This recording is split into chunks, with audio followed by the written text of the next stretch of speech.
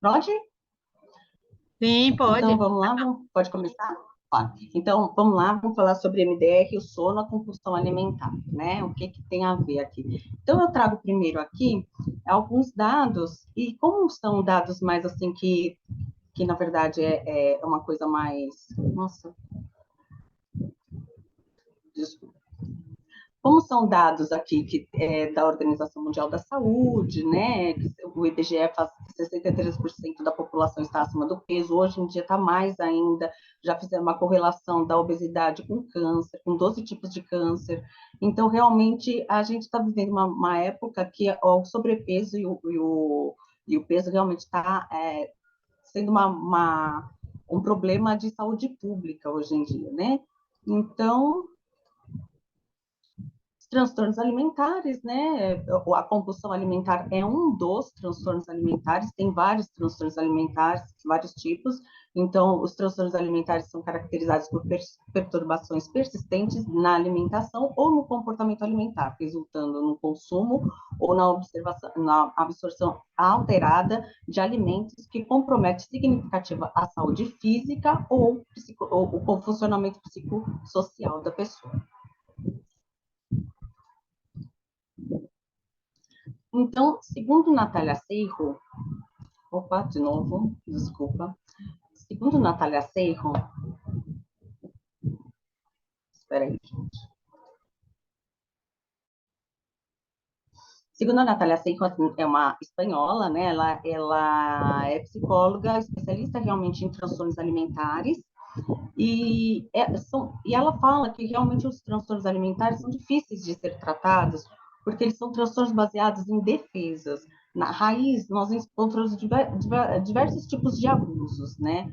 E todos os transtornos psiquiátricos que têm, e os transtornos psiquiátricos têm risco de morte por suicídio ou também comorbidade, que é o que eu estava falando sobre o câncer, sobre outros problemas que trazem o sobrepeso, né, o peso exagerado, ou até a prática de outros problemas que trazem transtornos alimentares em geral, né?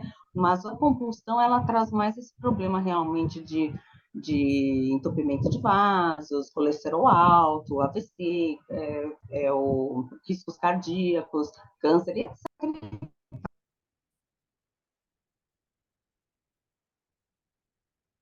Fechou teu som, Elisa, por favor, abra. Ouvimos até comportamento de base. Está fechado o teu som, Elisa.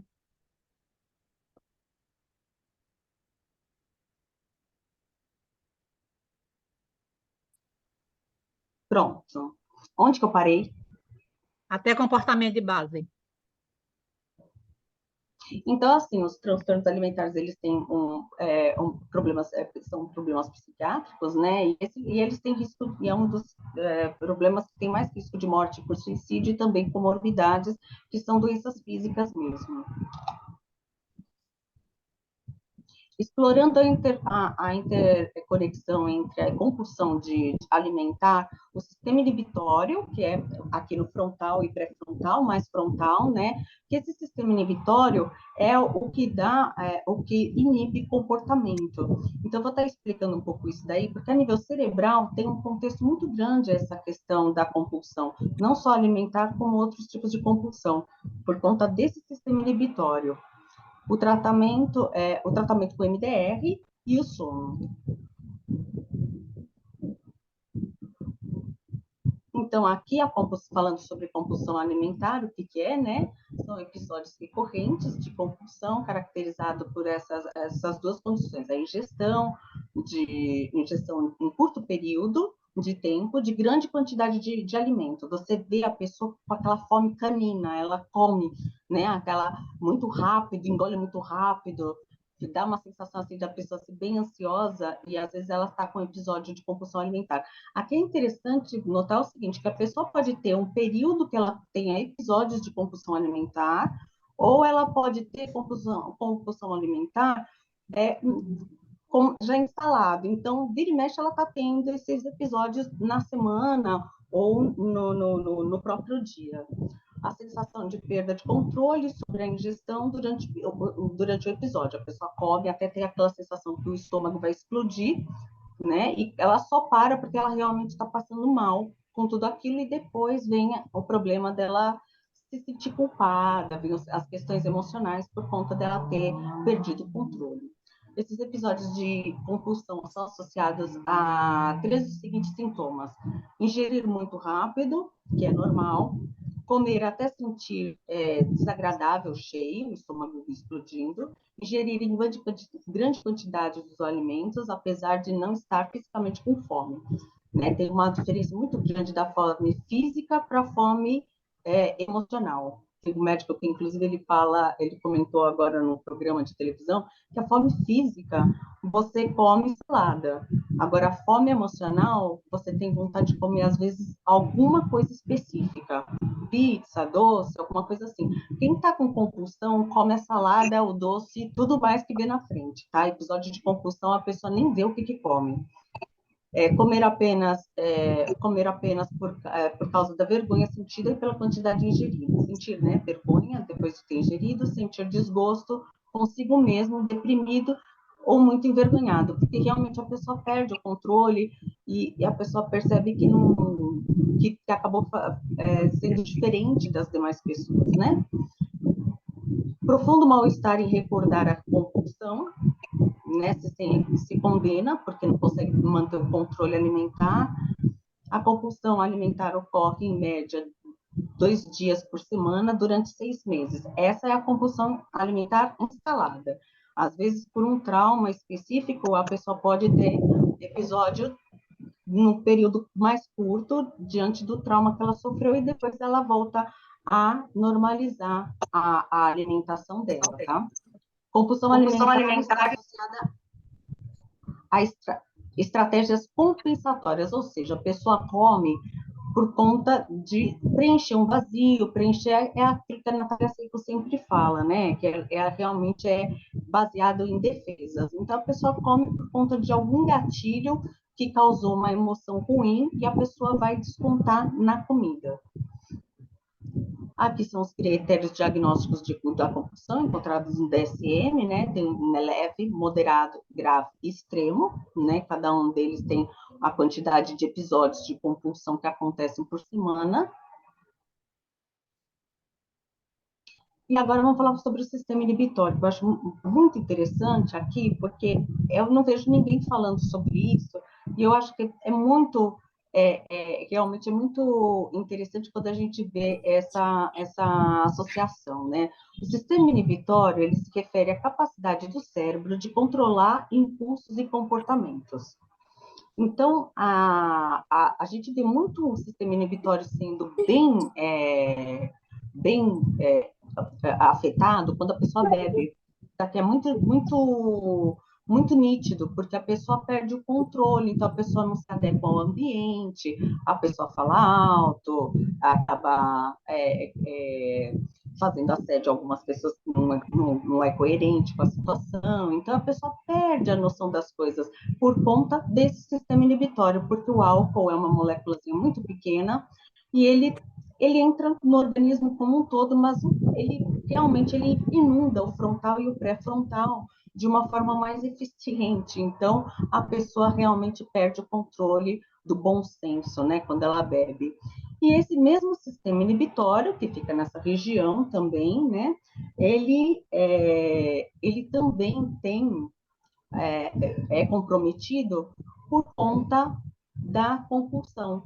Então, nesse momento que vem a compulsão, a pessoa perde esse sistema inibitório e aí ela não consegue parar, ela não consegue brecar o comportamento dela frente à comida, que é o fraco dela. Deficiências de sistemas inibitórios podem contribuir para a compulsão alimentar, tornando difícil para a pessoa controlar o seu impulso. Ela não controla mesmo. Ela vai até o final, porque é bem comprometido. Aqui é interessante que eu venho dado estou até no Instagram fazendo alguns exercícios, né? Mas exercícios para aumentar esse controle inibitório são exercícios de go no go. Não sei se vocês já sabem, se vocês já viram aquela tipo da cadeira, né? A pessoa senta e levanta. Então, tem aquele, o comando, né? Então, a pessoa vai lá e começa a falar, senta, levanta. E a pessoa tem que ir obedecendo ao comando. E aí a pessoa fala, senta, levanta. E a pessoa tem que brecar o comportamento e obedecer o comando. E quem errar, sai. É sistema inibitório isso daí. Então, são movimentos nesse sentido de go no go, né, de brecar o sistema, de brecar o comportamento ou o movimento, que a gente vai desenvolvendo também um pouco mais esse sistema inibitório, para que a pessoa possa ter começar a ter um pouco mais de controle, não só nessa questão de alimentar, mas como em outras questões também ajudam. Agora, esse sistema inibitório, ele está diretamente ligado, a gente não pode esquecer, ao sistema límbico. E aí, o que é o MDR? O MDR é a dessensibilização e o reprocessamento através de movimentos oculares. Essa abordagem terapêutica visa processar memórias, aqui está errado, tá? Desculpa, memórias traumáticas, e reduzir o impacto emocional associado nelas, né? Então, a gente aprende que dessensibiliza a emoção, né, frente ao evento, e a pessoa reprocessa, né? A pessoa vê o problema de outra forma, né? Então, o que isso acontece? O MDR, ele reduz gatilhos emocionais que desencadeiam episódios de compulsão. Então, olha como o MDR é importante para esse controle do frontal e do sistema inibitório. Então, depois vem o sono, né? O sono, ele desempenha um papel fundamental na regulação emocional, cognitiva e metabólica. Ele atinge, o sono, ele é anti-inflamatório, então você dormir bem, de forma qualitativa, inclusive, no manualzinho, no guia, quem não tem, pode falar comigo lá, que eu envio para vocês, né? Então, assim, ele desinflama, ele abaixa a questões, ele aumenta a saciedade por causa do hormônio da grelina. Então, ele tem uma porção de funções, o sono, que eu acho que, assim, eu até brinco, eu falo assim, a minha psicoterapia começa na regulação do sono, né? Eu fui fazer psicologia do sono, né? E afundei nesse mundo por conta do MDR. E eu vi que, assim, primeiro você dorme bem, depois você reprocessa para dormir bem. Então, assim, aquela história de quem botou o ovo, quem nasceu primeiro, o ovo ou a galinha, né?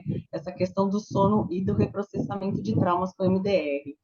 Então, olha, ele regula emocionalmente, cognitivamente e metabolicamente os hormônios, né? A privação de sono pode afetar negativamente o funcionamento do sistema inibitório, que foi o que eu falei, aumentando a impulsividade e a vulnerabilidade à compulsão alimentar. Aqui está errado de novo, tá? Desculpa que eu digitei male-male. Por outro lado, o sono adequado promove um sistema inibitório mais saudável e pode ajudar a regular padrões alimentares. Sim, porque o que acontece? A pessoa repousada, ela ela consegue lidar com as situações com mais calma, com mais tranquilidade. Então, o sono tem muitas nuances que são importantíssimas aqui para realmente regular esse comportamento e esse sistema inibitório também. E o caso clínico, a queixa era a falta de controle quanto à quantidade de comida ingerida. A pessoa se sentia muito culpada, porque ela comia rápido e sem notar. Isso daqui é clássico da compulsão alimentar, né? Muito ansiosa. Sobrepeso já caindo para a obesidade. Não tinha êxito nas dietas, porque emagrecia e engordava, isso daí se chama efeito sanfona, né? Então, realmente, ficava uma coisa mais difícil de realmente estabilizar o peso. Hoje em dia, ela conseguiu estabilizar.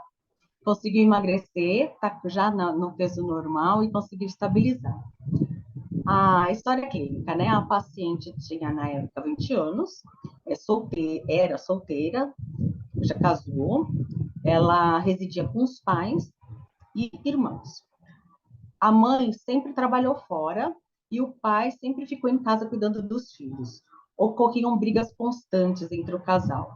O pai com histórico de alcoolismo e agressões físicas, verbais na sua infância.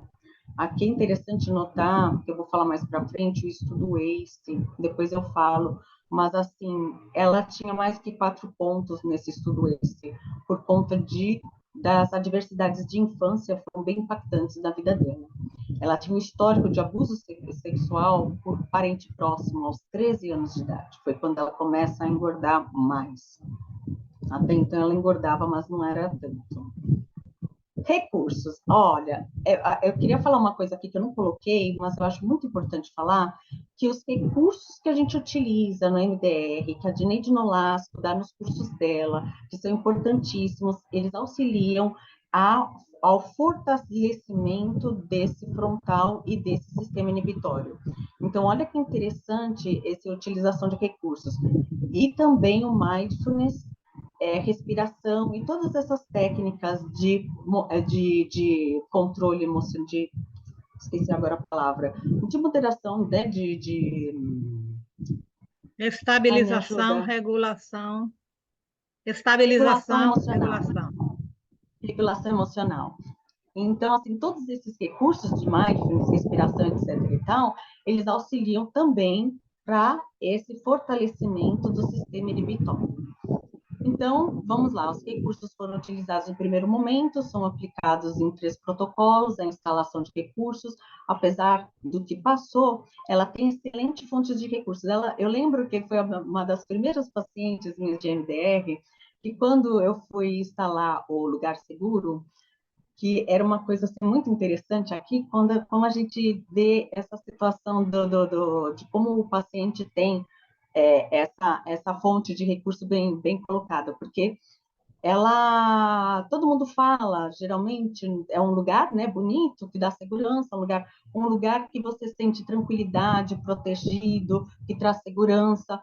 Então, e você fala que esse lugar ele pode ser no universo. Então, a pessoa pode escolher o lugar que ela quiser, né? Não vai pagar passagem, não vai pagar estadia. E a maioria fala uma praia próxima, o quintal de casa, um parque, um lugar assim conhecido.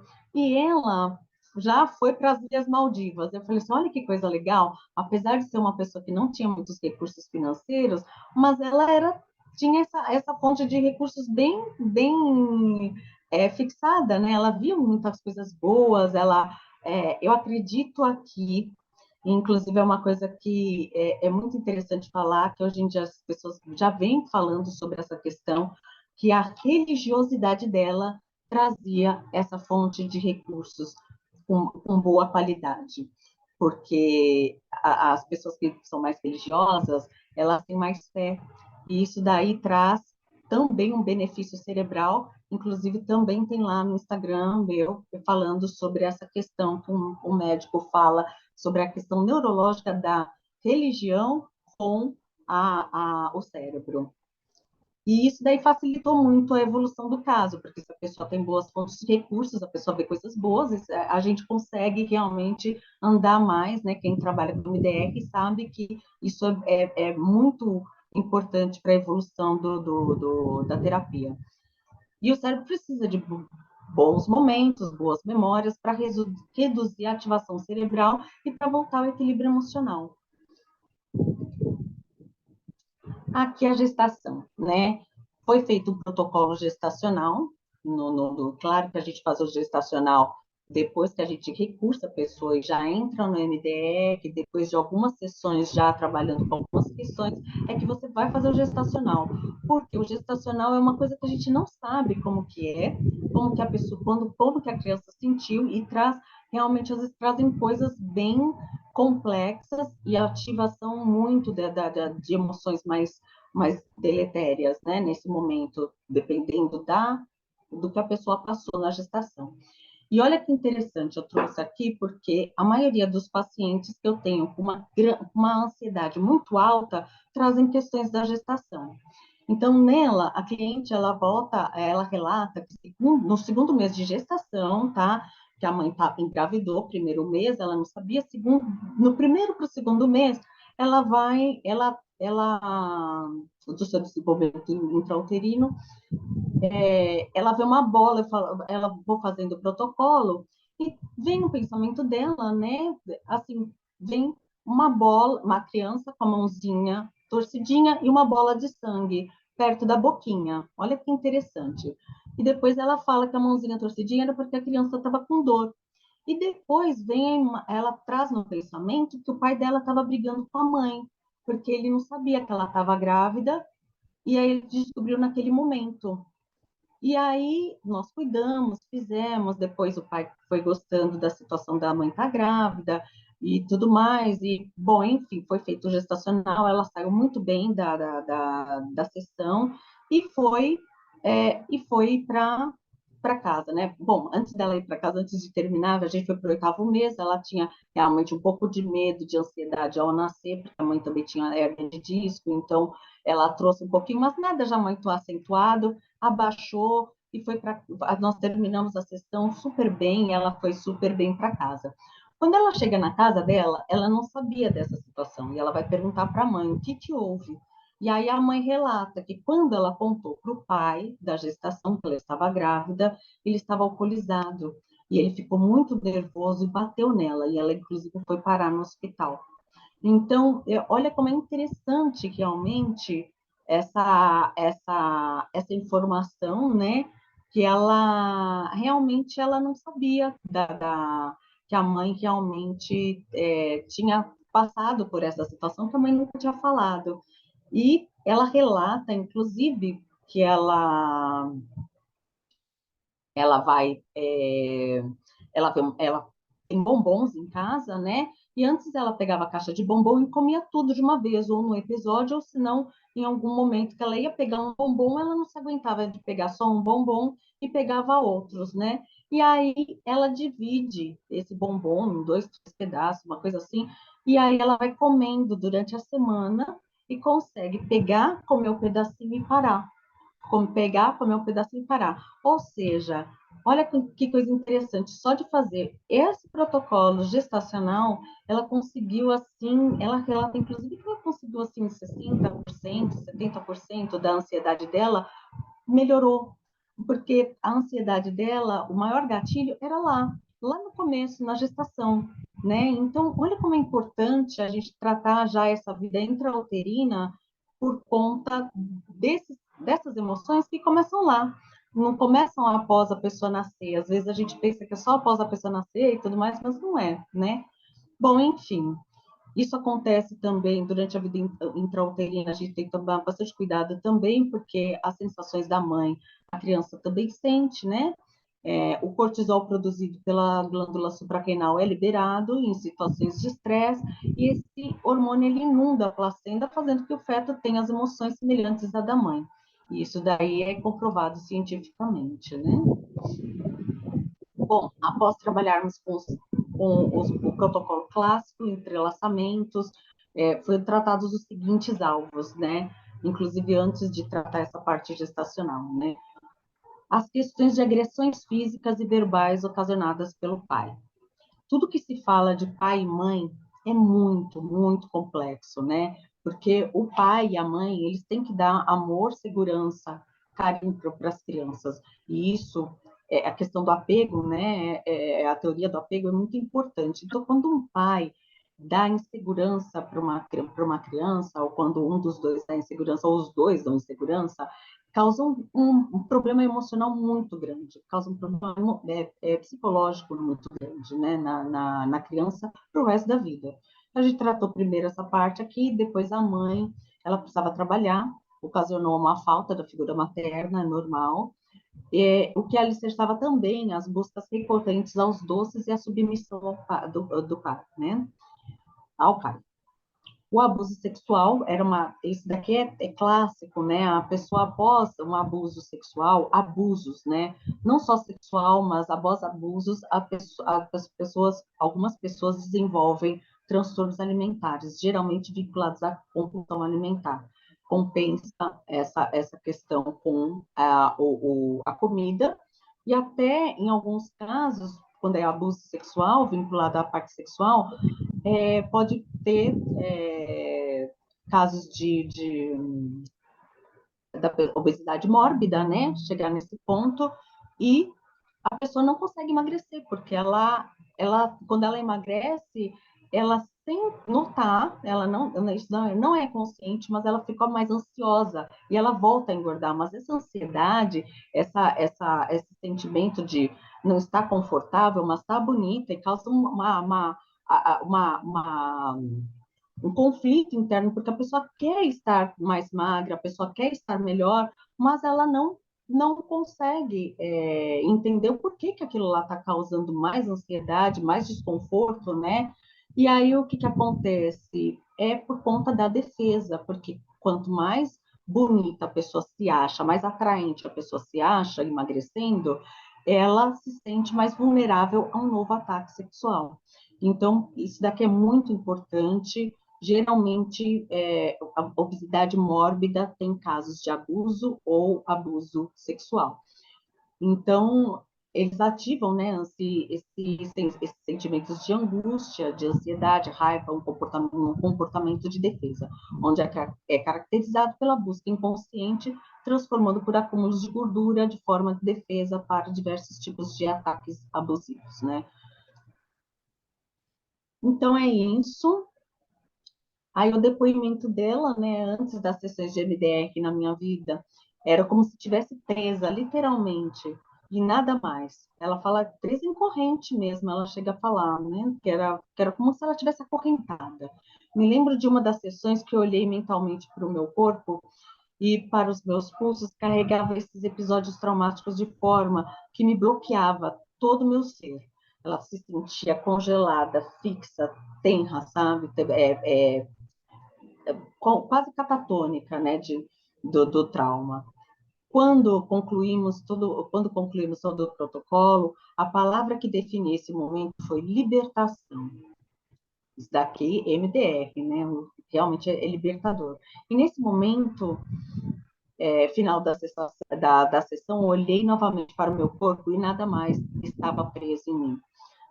Não tinha correntes me limitando. No momento, não manifestou mais, aí no momento não manifestou mais compulsão alimentar, tem controle com facilidade de suas escolhas alimentares.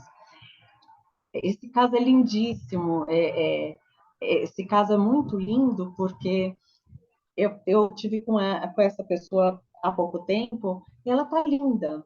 Ela superou, ela conseguiu aderir mais aos tratamentos médicos e da nutricionista e também exercícios físicos, porque o transtorno alimentar, a compulsão alimentar, ela não pode ser tratada só de um profissional, tem que ser multiprofissional, tem que ser uma equipe multiprofissional, né?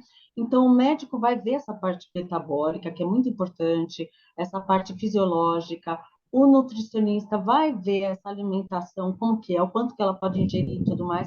Mas se ela não tratar o comportamento, para adequar esse comportamento e ela aderir ao tratamento desses profissionais, a pessoa não adere. Ela vai deixar o tratamento.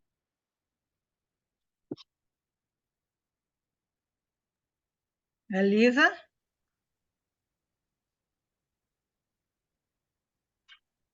será que a internet dela caiu?